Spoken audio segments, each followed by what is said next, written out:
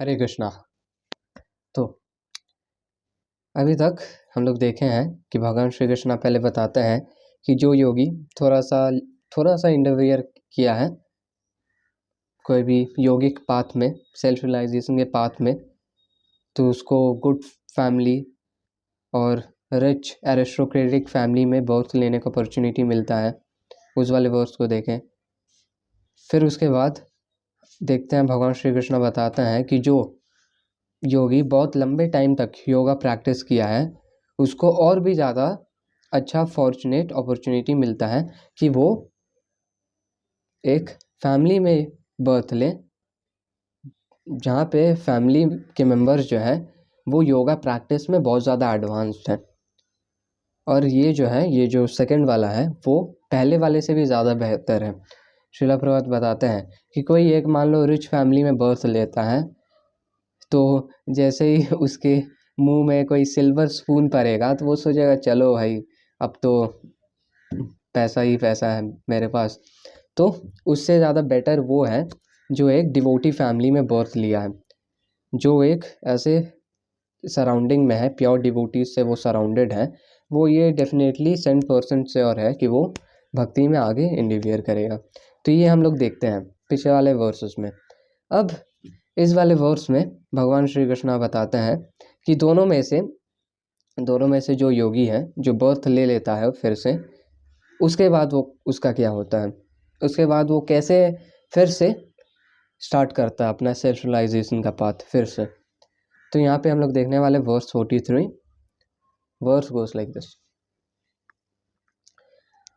तत्र तं बुद्धि संयोगं लभते पौर्वदेहिकं यतते च ततो भूयः संसिद्धौ कुरु नंदन।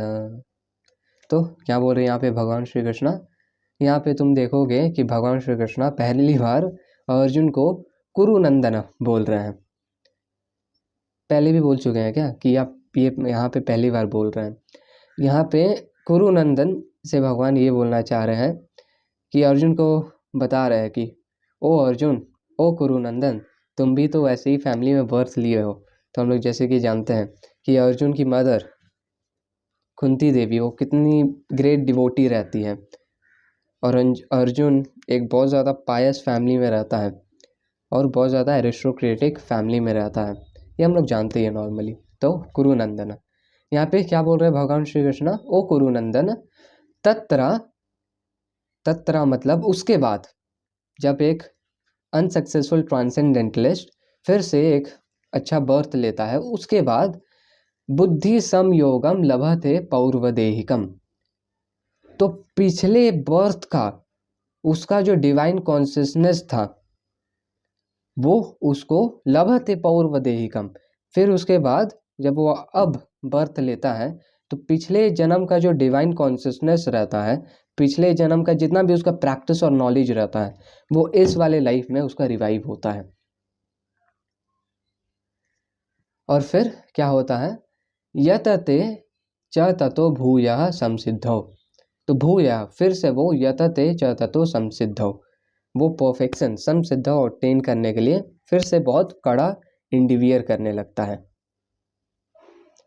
तो ये हम लोग देखते हैं आज के इस वाले वर्स में। एक बार देख लेते हैं श्रीला प्रभात के ट्रांसलेशन को और फिर श्रीला प्रभात के पर्पट को देखेंगे। श्रीला प्रभात की जय। Translation. On taking such a birth, he revives the divine consciousness of his previous life and he again tries to make further progress in order to achieve complete success, O son of Kuru. तो यहाँ पे श्रीला प्रभुपाद अपने पर्पट में भरत महाराज के बारे में बताते हैं। तो भरत महाराज का स्टोरी बहुत कुछ सीख सकते हैं हम लोग भरत महाराज की स्टोरी से। इस वाले वर्स में कार्तिकेय दास प्रभु जी बहुत अच्छे से इसको एक्सप्लेन करते हैं, तुम उनका भी वीडियोस देख सकते हो और श्रीला प्रभात के भी वीडियोस को देखना। तो यहाँ पे हम लोग डिस्कस करते हैं। यहाँ पे पहले भरत महाराज कौन थे तो एकदम बेसिक से बताते हैं। ये जो हम लोग भारतवर्ष जानते हैं तो अभी तो थोड़ा सा कंस्ट्रक्ट हो गया है, लेकिन पहले जो पूरा अर्थ था वो पूरा अर्थी भारतवर्ष था। और वहाँ पे उसके जो किंग थे वो थे भरत महाराज। तो भरत महाराज अपने एक पॉइंट ऑफ टाइम में, लाइफ के एक पॉइंट में, वो सारी चीज़ों को रिनाउंस कर दिए और वो फॉरेस्ट की तरफ निकल गए योगा प्रैक्टिस करने के लिए। और वो सेल्फ रियलाइजेशन प्रैक्टिस करने लगे और वो बहुत ज़्यादा हाईएस्ट परफेक्शन में पहुंच गए थे, बहुत ज़्यादा हाई लेवल तक पहुंच गए थे वो, और स्पिरिचुअलिटी में उनको टेस्ट आने लगा था। फिर एक बार क्या हुआ था कि वो एक रिवर के पास थे और वो देखे कि एक प्रेग्नेंट डियर, एक प्रेग्नेंट हरण आके पानी पी रही थी उस रिवर का, नदी का। और अचानक से एक शेर का बहुत तेज दहाड़ सुनाई देता है। तो वो हिरन डर जाती है और वो एकदम बहुत तेज छलांग लगाती है, रिवर के अक्रॉस बहुत तेज छलांग लगाती है।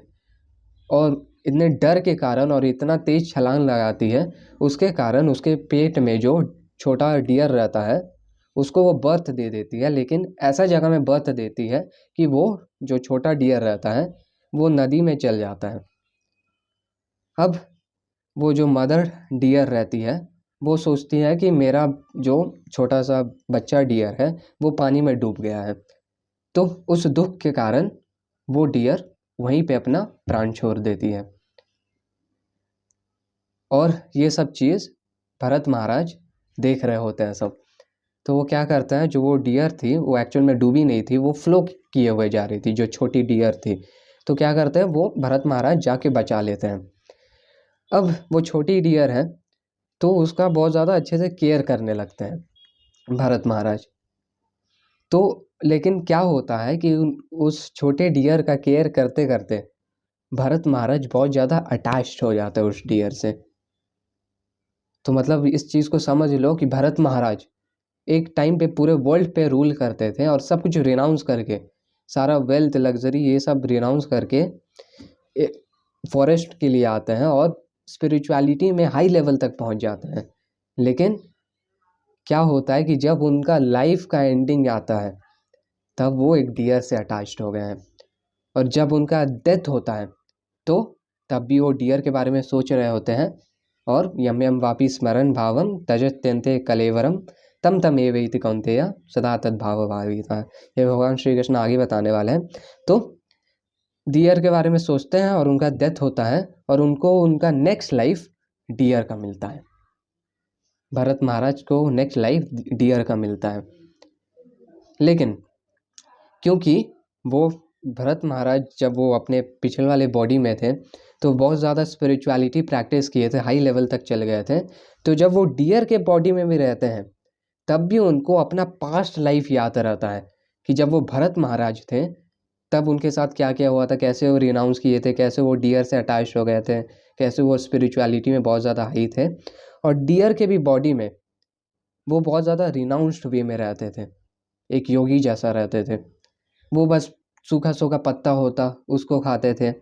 और जो लोग एडवांस रहते थे योगा प्रैक्टिस में, सेल्फ रियलाइजेशन में, उनके आश्रम में वो जाके रहा करते थे एज अ डियर। फिर एक पॉइंट ऑफ टाइम आया जब वो डियर के बॉडी को भी छोड़ दिए और फिर भगवान श्री कृष्णा के मर्सी से उनको एक अच्छा ब्राह्मण के फैमिली में बर्थ लेने का अपॉर्चुनिटी मिला। और तब उनका नाम पड़ा जड़ भरत। अब यहाँ पे जड़ वर्ड, ये जड़ भरत क्यों हो गया है? जड़ इसलिए क्योंकि इस अब जो ब्राह्मण फैमिली में वो बर्थ लिए थे तब उनको उनका डियर का जो लाइफ था वो भी याद था कि डियर के लाइफ में कैसे कैसे वो अपना लिविंग किए थे। और जब वो भरत महाराज थे और जो कुछ भी हुआ उनके साथ वो भी उनको याद था। अब जड़ भरत, तो इतना कुछ याद करके अब वो एकदम ठान लिए कि इस लाइफ में हमको परफेक्शन अटेन करना है। और वो एकदम जड़ जैसा बन गए, ना कुछ बोलते थे ऐसा, मतलब मान लो कुछ बोल नहीं रहे हैं, गूंगा जैसा। और एकदम होता है ना कि बहुत ज़्यादा लोगों से हट के डिटैच रहते थे और लोग समझते उसको कि अरे ये तो ये है। लेकिन वो अंदर ही अंदर बहुत ज़्यादा एकदम दृढ़ तरीके से साधना कर तो जड़ भरत के लाइफ में बहुत ज़्यादा अनफेवरेबल सिचुएशंस आता है, लेकिन फिर भी वो उन सब सिचुएशन से गुज़र के फाइनली परफेक्शन समसिद्धौ परफेक्शन अटेन कर ही लेते हैं। और उनको डिस्कवर कौन करता है कि वो इतने ग्रेट ट्रांसेंडेंटलिस्ट हैं? किंग रघुगण। एक्चुअल में किंग रघुगण उनको डिस्कवर करते हैं। तो ये हम लोग देखते हैं आज के इस वाले वर्स में। तो हम लोग को सीखने को मिला ये जो वर्स है और जो भरत महाराज का जो स्टोरी है वो परफेक्ट एग्जाम्पल है। और इससे हम लोग कुछ चीज़ सीख सकते हैं कि हम लोग हो सकता है कि पिछले लाइफ में हमको तो पता नहीं है, लेकिन ऐसा डेफिनेटली हो सकता है कि हम लोग पीछे लाइफ में भी अपने ऐसा कृष्णा कॉन्शियसनेस प्रैक्टिस करने का ट्राई किया हो, लेकिन छूट गया हो। लेकिन इस लाइफ में हम लोग को ऐसा किसी भी प्रकार से डेविएट नहीं होना है, डेविएट नहीं होने का ट्राई करना है हम लोग को। और ऐसा कभी कभी होता है कि सेंस ग्रेटिफिकेशन के कारण हम लोग डेविएट होते हैं। तो उन सब केसेस में हम लोग क्या कर सकते हैं कि हम लोग फोर्सफुली बलाद एकदम डिवोशनल सर्विस में एंगेज करें। क्योंकि अगर हम लोग देखेंगे कि नॉर्मली हम लोग फोर्सफुली बहुत सारे काम के लिए एंगेज हो जाते हैं। जैसे कि मान लो कोई एग्ज़ाम के लिए जाना हो, तो जितना भी तबीयत ख़राब हो, जितना भी कुछ हो, हम लोग का पेरेंट्स का प्रेशर रहता है कि नहीं तुमको यहाँ पे जाना ही होगा, स्कूल जाना ही होगा। तो उस सब केसेस में फोर्सफुली नो मैटर व्हाट हम लोग को करना ही पड़ता है वो चीज़। तो हम लोग एक इस चीज़ को रियलाइज़ करना है और हम लोग को ये रियलाइज़ करना है कि हम लोग को डिवोशनल सर्विस करना है। लेकिन हो सकता है कि सेंस ग्रेटिफिकेशन के कारण हम लोग नहीं कर पा रहे हो, सेंस ग्रेटिफिकेशन हम लोग को डेविएट कर रहा हो। ये हम ओवरऑल में बात कर रहे हैं, तुम रिलेट करना कि सेंस ग्रेटिफिकेशन हम लोग को डेविएट कर रहा हो। तो हम लोग ये चीज़ रियलाइज़ कर सकते हैं कि इतने सारे केसेस में हम फोर्सफुली ड्रैग हो जाते हैं। तो जब डिवोशनल सर्विस है जो कि हमको जेन्युइनली करना है, उसमें क्यों ना हम अपने आप को फोर्सफुली ड्रैग करें। ऐसा हो सकता है कि ब्रह्म मुहूर्त में हम लोग को उठने का मन ना करे, तो हम लोग फोर्सफुली ड्रैग कर सकते हैं अपने आप को। तो ये सब देखते हैं, ये सब कुछ चीज़ सीखते हैं हम लोग आज के इस वाले वर्स में। ओवरऑल में बोला जाए तो हम लोग बहुत ज़्यादा डिटर्मिनेशन के साथ और एंथुसियाज्म के साथ डिवोशनल सर्विस करें। रैप अप करते हैं इस वाले वर्स को एक बार फिर से रिवीजन के साथ। तत्र तं बुद्धि संयोगं लभते पौर्वदेहिकं यतते च ततो भूयः संसिद्धौ कुरु नंदन।